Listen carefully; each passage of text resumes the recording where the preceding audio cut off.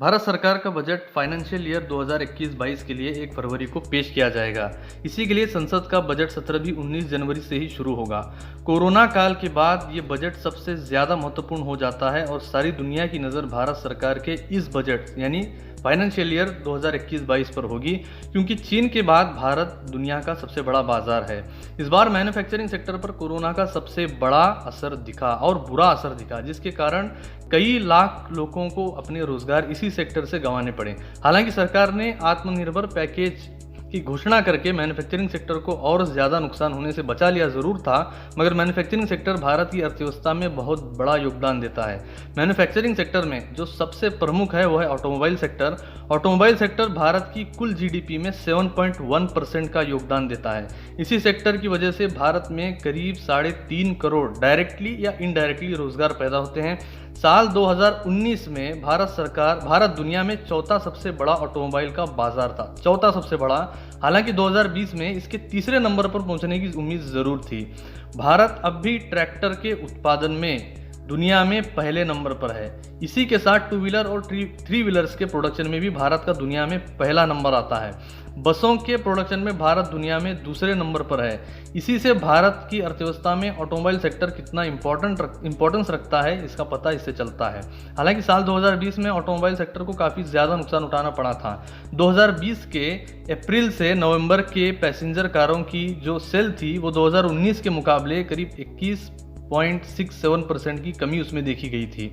2020 के अप्रैल से नवंबर के बीच कारों की जो सेल थी वो 14,55,558 थी, जबकि 2019 में ये 18,58,180 थी। थ्री व्हीलर्स की जो सेल थी उसमें भी काफ़ी कमी पिछले साल देखी गई थी, जो कि करीब 76% थी। साल 2020 में अप्रैल से नवंबर के दौरान 1,08,475 थ्री व्हीलर्स बेचे गए थे, जबकि 2019 में यही थ्री व्हीलर्स करीब 4,53,459 बेचे गए थे। लगभग ऐसा ही हाल टू व्हीलर का भी रहा था।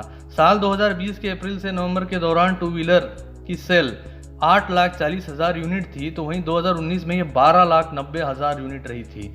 जैसे ही भारत में लॉकडाउन हटा और त्योहारों का सीजन शुरू हुआ, वैसे ही लोगों ने पैसेंजर कारें इस बार जमकर खरीदी और कारों की जो सेल थी वो 4.65% उसमें बढ़ोतरी देखी गई।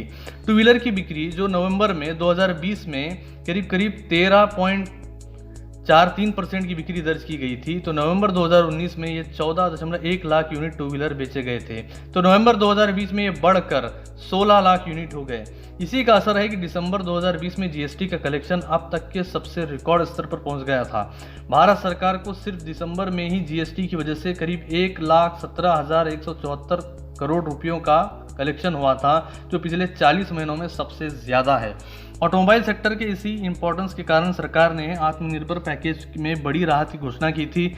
एमएसएमई सेक्टर जो कि सबसे अधिक रोजगार देता है, सरकार ने इसी के लिए करीब 3.65 यानी कि 3,65,000 करोड़ रुपये और ऊर्जा सेक्टर के लिए 90,000 करोड़ रुपये की घोषणा आत्मनिर्भर पैकेज में की थी।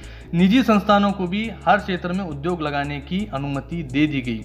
ऑटोमोबाइल सेक्टर के लिए उत्पादन आधारित प्रोत्साहन राशि के तहत 51,000 करोड़ रुपए दिए गए। आत्मनिर्भर पैकेज के बाद अब सरकार के सामने मैन्युफैक्चरिंग सेक्टर में भरोसा और गति दोनों पैदा करने की चुनौती है, जो सरकार इस बार बजट में कर सकती है। हालांकि 2019 और 20 के बजट के बाद शेयर बाजार में भारी गिरावट दर्ज की गई थी, जिसके बाद सरकार ने एक बड़ा कदम उठाया और ऑटोमोबाइल और इंफ्रास्ट्रक्चर सेक्टर को जिसकी वजह से उस बजट की वजह से जो नुकसान हुआ था, इसकी वजह से सरकार ने फैसला लिया कि अब वो कॉरपोरेट टैक्स जो 30% था उसे घटाकर 22% कर दिया। सरकार अब और ज़्यादा नुकसान मैन्युफैक्चरिंग और ऑटोमोबाइल सेक्टर में होने नहीं देना चाहती है। इसीलिए यही वजह है कि आत्मनिर्भर भारत पैकेज के बाद अब इस सेक्टर को इस बजट से भी और ज़्यादा उम्मीदें नज़र आती हैं।